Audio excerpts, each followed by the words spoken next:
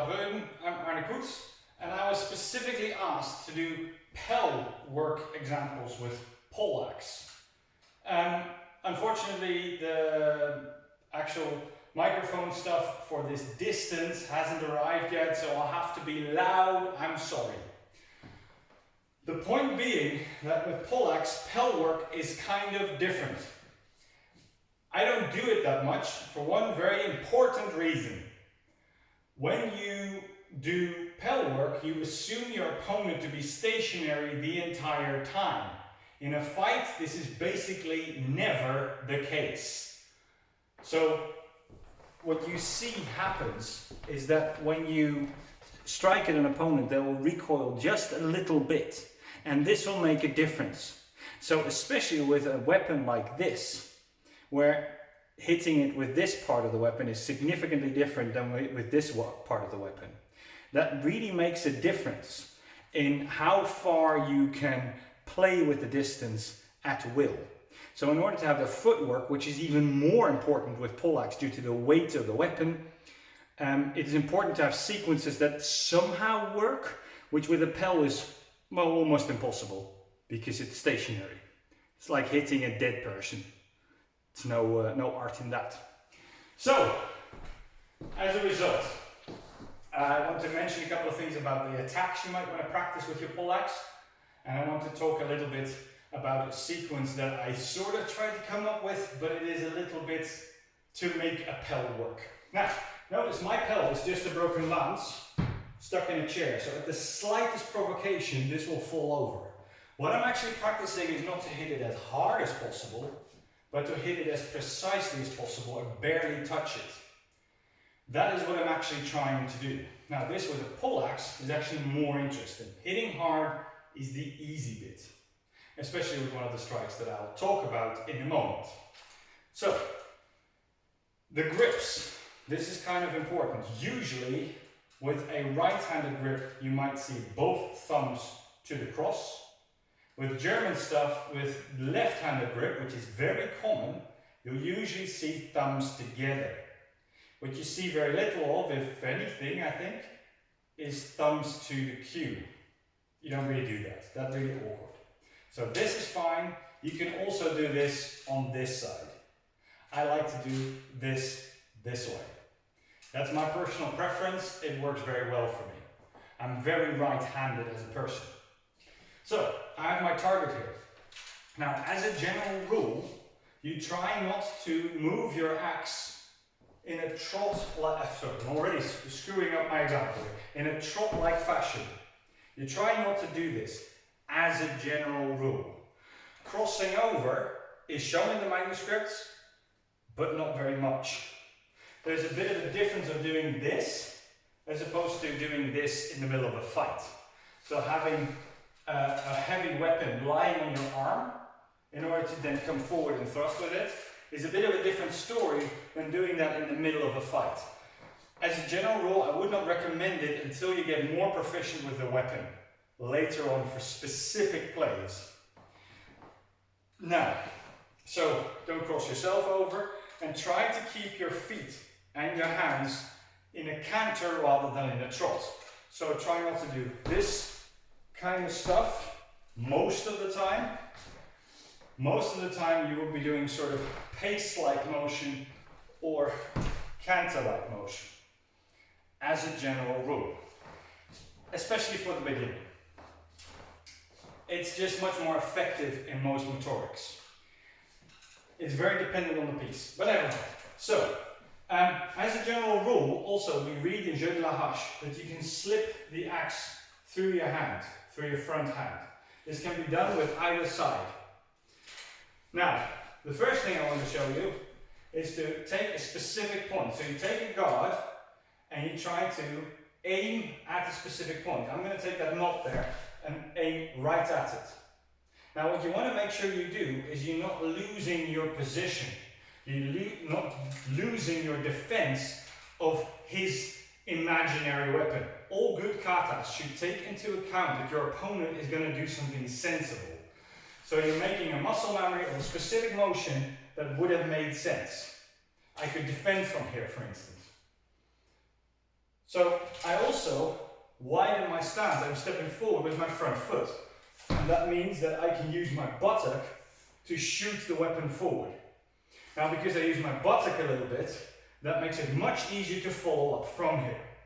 Similarly, I can go from this guard into this guard. I really like this guard to be high enough. I like to have enough space between my head so that the poleaxe hitting over here would not hook and hit me behind the weapon. So high enough.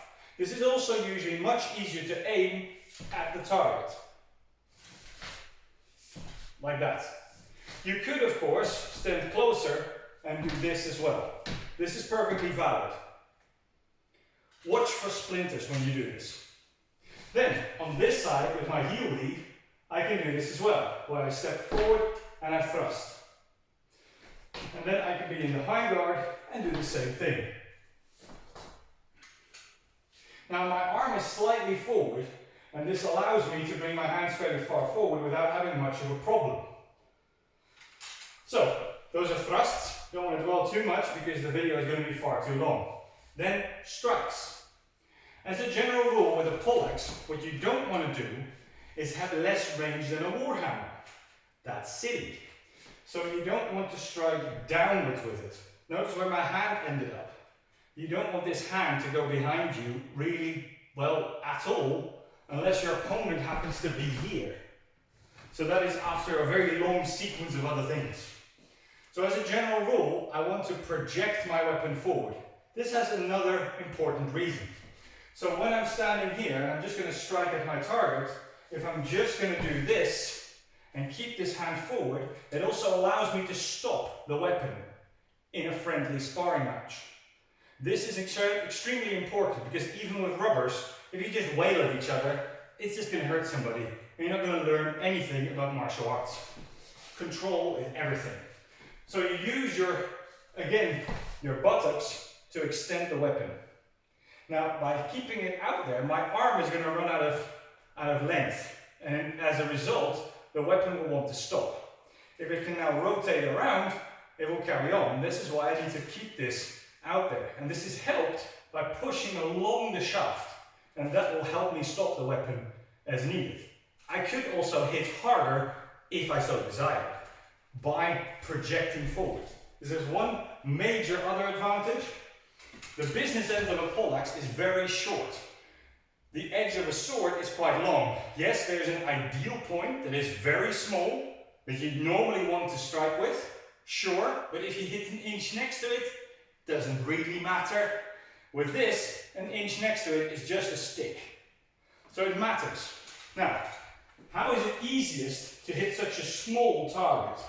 So in order to hit that, I need to be quite accurate. Yeah, practice makes perfect, sure, but technique matters. If I'm bringing it towards myself, even if I'm close enough to hit it, I missed it there. I actually passed it by. It is very easy to miss. The moment you project the weapon forwards ahead of you, you can actually play with your hips to make it hit at the end of the strike. Now, at full swing, when you're starting to do this kind of stuff, at full swing you won't be able to do that with any accuracy. However, full swing with a poleaxe is essentially overkill. You don't need it.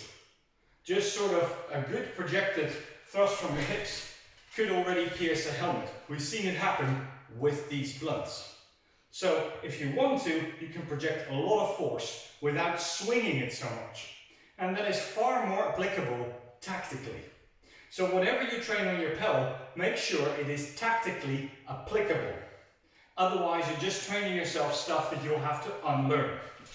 So if I'm just going to do this strike, I like to keep this hand ahead and then strike over the top. So this sort of stays in the same place and then I strike over there. And that allows me to then just move my hips as I see fit to then strike forwards. What I also try to do is when I do this is to keep my weapon slightly off to the side. This gives me some protection from my opponent's weapon. And it will be easier to move to more elaborate defenses from there. So, there, for instance, or There. Now, because I'm using left-handed, I'm used to doing this, and then I need to be aware where my elbow is. Shoulder blades are quite important there. There. There. Now, if you're going to strike with the left side first, what you might do is you strike like this. This is a regular Oberhau, a strike from above. But there's also a concept known as a freien Schlag, a free strike. This is usually seen right-handed as opposed to this left-handed Oberhau. So what I might do is change grip.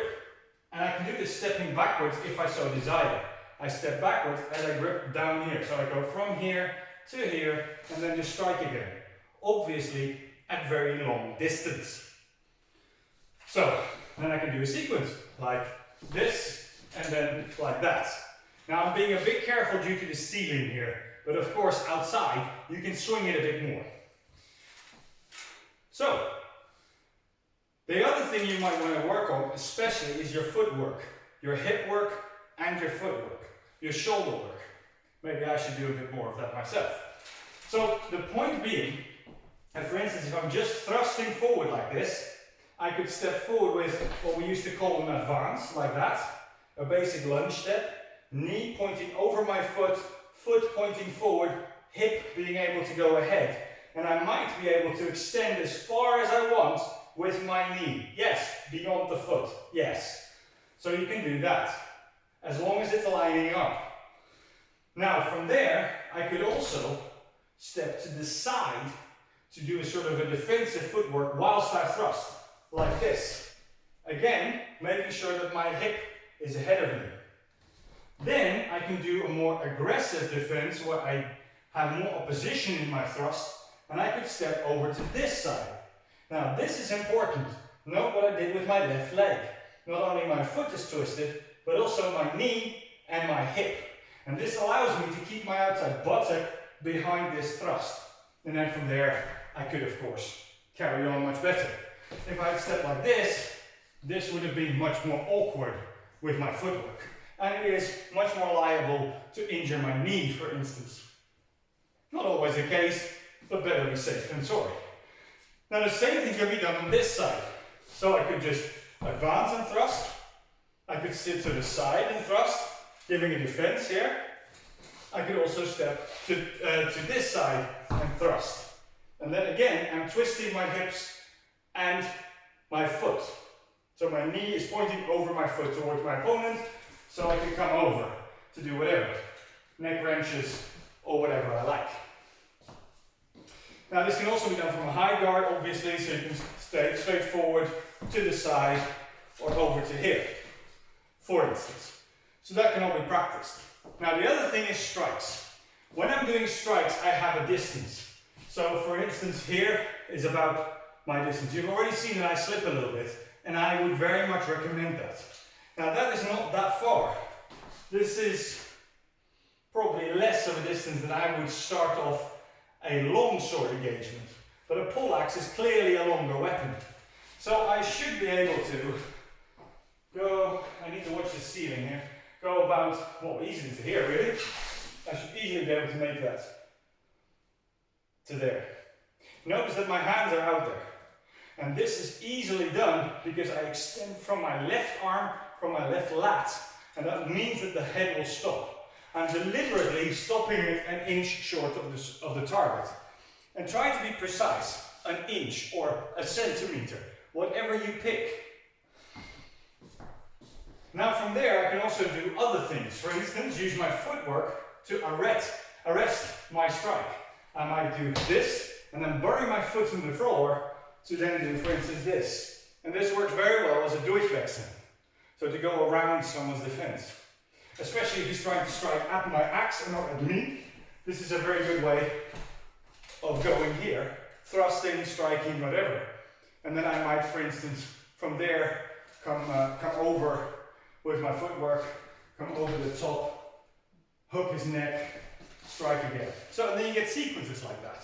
Because you would generally wrestle. So again, make sure your footwork is the main thing you practice and that it makes sense with the opponent being roughly in the same spot. This is the tricky thing about pell work, is that it can breed very bad habits if you're not careful. So, what else did I need to say? Extend the range, keep your hands ahead of you, keep your hands high, use your ass, make sure your shoulder blades are correct, keep your spine correct. And make sure you try to sort of hit the ground with your foot as the weapon hits. And that really makes a difference with Pollaxe, because it means that from there I can move on. If I had sent my weapon forwards and then stepped, by the time my weapon would do the next thing, I would be well behind. In a 3 or 4 sequence, at some point the distance between my footwork and my hands will become bigger and bigger. And I'll just start standing still and leaning like this, which is just rubbish. Especially if somebody tries to wrestle with me. So try to sort of have your foot land at the same time as the weapon. Now, does that mean that I just move forward with my weapon somewhere behind me and go, ah? No, it does not. You want to make sure that when your weapon moves into the target area, that you've already got opposition. However, this does not mean that your weapon moves earlier than your feet. It just means that you have something projected ahead of you. It doesn't really have that much to do with timing, more with geometry. So, having said all of those things, a sequence. So, if I can remember the sequences I made up now. So one of them is Veros machen. What you would do is you would start with a strike, and then when they defend this, you would swing your cue past the target on this side, beating the weapon out of their hand, and then in this case we're stepping back to hit them. So this is an actual striking attack. This is a strike into their weapon, not striking them, and then this is striking them again. Now, and then we add 2 thrusts to that. One at the beginning, one at the end. As a general rule, you start with thrusting. It's usually a good idea. So when I start off here, I like to do this from a high guard. I'm just going to thrust, strike, Veros machen, strike, thrust again on the way out. That is a fairly good distance game that you might see with a relatively stationary opponent. So let's see if I can not screw that up late at night myself. So that would be there, there, there, there, and full over. As you see, it is very, very loose. So let's see if I can set it up again.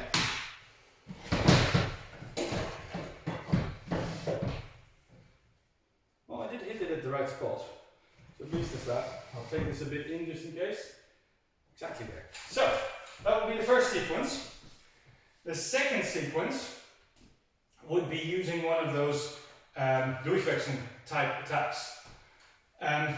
So, in that sense, I would start with my right hand forward with my cross, and I could start with a thrust again, then strike over the top, stop, go underneath, and then go over the top as well. Maybe this is slightly easier if we start from this side, maybe from a heel lead, might be a bit easier. So thrust, then I come over the top, go underneath, look at my footwork, then I can step over the top, notice that it's coming down. So this means I keep opposition, where I would now wrench his neck, and then on the way back, I again extend this ahead of me, hitting him, and then thrust on the way out, not hitting the fireplace behind me. So, see if I can remember it this time. So from there, I start with a thrust, coming over, under, maybe a thrust here. Yeah, and I should do this footwork. And then I'm coming over the top to wrestle, and then I'm going to strike and thrust on the way out. So let's see if I can not screw it up this time. Thrust, over, under, over the top, wrestle, strike, and thrust. Again, there's a certain forcedness in the fact that he doesn't move to do a sequence like this. Hence, the footwork needs to be quite specific, and I'm used to the other one. So, that would be a sequence you could try. Of course, there's many more I could come up with, But one of the things that I quite like doing, for instance, is start off with a left-handed one because I don't practice it enough. And I could thrust upwards here, strike over the top, step back and hit him there, and then thrust again. So that's another one of those things where you swap over. But as you're swapping over, you have a lot of axe in front of you. Try not to hold it like a Tyrannosaurus, try to hold it out. So you can use your bum to project, and that means you have a defense if needed. I hope that helps.